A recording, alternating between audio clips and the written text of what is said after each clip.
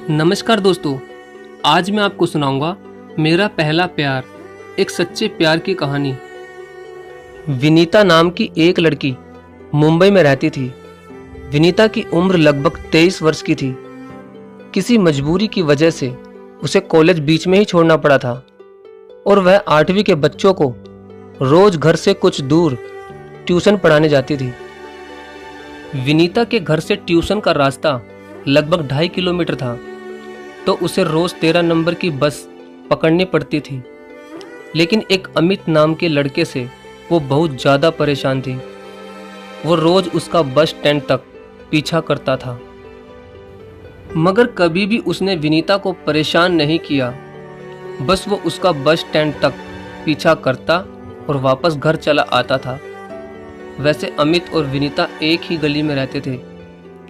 अमित विनीता को बहुत ज़्यादा पसंद करता था, मगर वो अपने दिल की बात विनीता से कैसे कहता, क्योंकि वो तो सिर्फ 10वीं कक्षा तक ही पढ़ा लिखा था और घर से कुछ ही दूर कार मैकेनिक का काम करता था, और विनीता उससे बहुत ज़्यादा पढ़ी लिखी थी।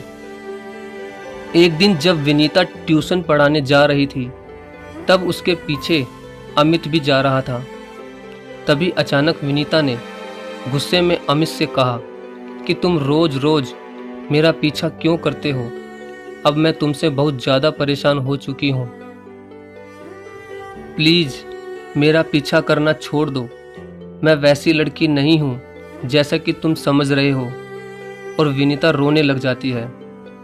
तब अमित उससे कहता है कि विनीता, आज के बाद मैं तुम्हारा पीछा नहीं करूँगा, लेकिन प्लीज़ तुम 2 मिनट मेरी बात सुन लो। तब प्रिया अपने आंसू पोंछते हुए कहती है, कहो तुम्हें क्या कहना है? अमित कहता है, विनीता, मैं रोज़ तुम्हारा पीछा जरूर करता हूँ, लेकिन आज तक मैंने तुम्हारे साथ कोई भी बदतमीजी नहीं की विनीता, क्योंकि मैं तुमसे बहुत ज़्यादा प्यार करता हूँ, लेकिन आज तक तुमसे कह नहीं पाया विनीता। ये बात सुनकर विनीता ने गुस्से में अमित को थप्पड़ मार दिया और कहा कि तुमने ये कैसे सोच लिया कि मैं तुमसे प्यार करूंगी? तुम जैसे लोफर से तो कोई भी लड़की कभी भी प्यार नहीं कर सकती, और आज के बाद मेरे पीछे आने की कोई ज़रूरत नहीं है।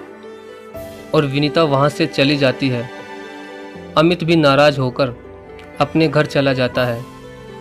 अगले दिन विनीता जब ट्यूशन पढ़ाने जाती है तो क्या देखती है कि उस दिन अमित उसके पीछे नहीं आया। ये देखकर विनीता के मन को बहुत सुकून मिला, लेकिन कहीं ना कहीं विनीता को कुछ अजीब सा ही लग रहा था। पता नहीं क्यों विनीता बार बार पीछे मुड़कर देख रही थी और उसे कुछ अकेलापन सा महसूस हो रहा था, जैसे कि अमित का पीछा करना उसे याद आ रहा हो। मगर वो उस दिन अपने मन को संभालते हुए ट्यूशन पढ़ाने चली जाती है। मगर अगले दिन तो जैसे उसका मन अमित को ही ढूंढ रहा हो। उस दिन विनीता अपने घर के सामने से देखती हुई ट्यूशन पढ़ाने निकलती है, मगर अमित उसे उस दिन भी दिखाई नहीं दिया। तभी विनीता को अमित रास्ते में एक लड़की से कुछ बातें करते हुए नजर आया, और विनीता उन दोनों के पास से ही गुजरती है।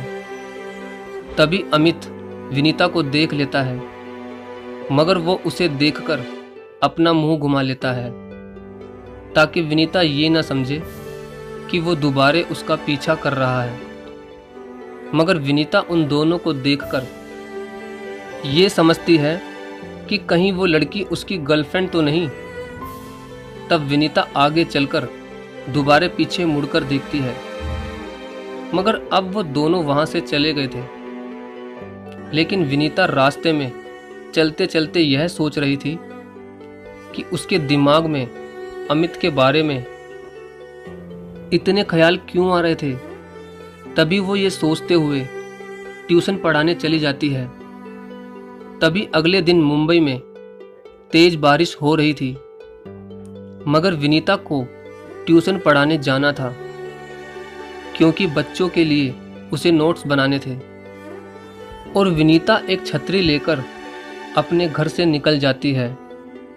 उसी वक्त अमित अपनी छत पर बारिश में नहा रहा था, तो वो देखता है कि इतनी बारिश में भी विनीता ट्यूशन पढ़ाने जा रही है। कहीं उसे बारिश में कोई परेशानी ना हो जाए, इसलिए अमित दूर से ही उसका पीछा करता है और उसके पीछे पीछे चलता रहता है। तभी अचानक तेज बारिश होने लगी और विनीता की छतरी हवा में उड़ गई। छतरी पकड़ने के लिए जैसे ही विनीता आगे की तरफ भागी, वैसे ही एक बाइक वाले ने विनीता को टक्कर मार दी और वहां से भाग गया। अमित विनीता से बहुत दूर खड़ा था। जैसे ही अमित ने देखा कि विनीता नीचे गिर पड़ी है, वैसे ही अमित उसे बचाने भागा। अमित ने जल्दी से उसे पकड़कर उठाया और कहा, विनीता, तुम्हें कहीं लगी तो नहीं? विनीता कहती है, तुम्हारे होते हुए मुझे कुछ हो सकता है अमित? और आज तुम मेरा पीछा कर रहे थे। अमित ने कहा, विनीता, इतनी बरसात में तुम ट्यूशन पढ़ाने जा रही थी, इसलिए मुझे तुम्हारी चिंता हो रही थी। तब विनीता ने कहा, अच्छा, तो तुम्हें मेरी चिंता भी होती है? अमित ने कहा, हाँ होती है, क्योंकि मैं तुमसे बेहद प्यार करता हूँ। विनीता ने कहा, अच्छा, तो तुम मुझसे प्यार करते हो, तो कल वो लड़की कौन थी तुम्हारे साथ? अमित ने कहा, अरे विनीता, वो तो मेरी चाची की लड़की थी। विनीता ने कहा, ओह अच्छा, मैंने तो कुछ और ही सोच लिया था। अमित ने कहा, चलो विनीता, अब ज़्यादा बारिश में मत भीगो, मैं तुम्हें तुम्हारे घर छोड़ देता हूँ।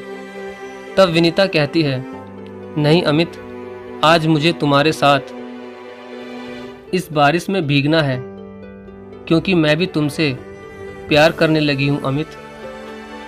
और उस दिन मैंने गुस्से में तुम्हारे थप्पड़ मारा था, उसके लिए मैं तुमसे माफ़ी मांगती हूँ Amit, I am sorry. Amit ने कहा, नहीं विनीता, तुम्हारी कोई भी गलती नहीं है, सारी गलती मेरी ही थी, मुझे तुम्हारा ऐसे पीछा नहीं करना चाहिए था। विनीता ने कहा, चलो अब पहले की सारी बात भूल जाओ और कल से तुम ही मुझे बस स्टैंड पर छोड़ने आओगे और मुझे कभी भी छोड़ने की सोचना भी मत, क्योंकि अपने जीवन में मुझे पहली बार तुमसे ही प्यार हुआ है। और अगर तुमने मुझे छोड़ा या तुम्हारी ज़िंदगी में कोई और लड़की आई, तो शायद मैं कभी भी किसी से भी प्यार नहीं कर पाऊंगी।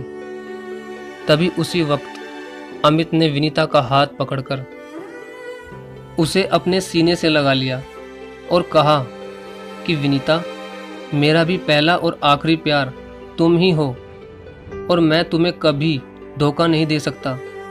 प्लीज़ मुझ पर विश्वास करो।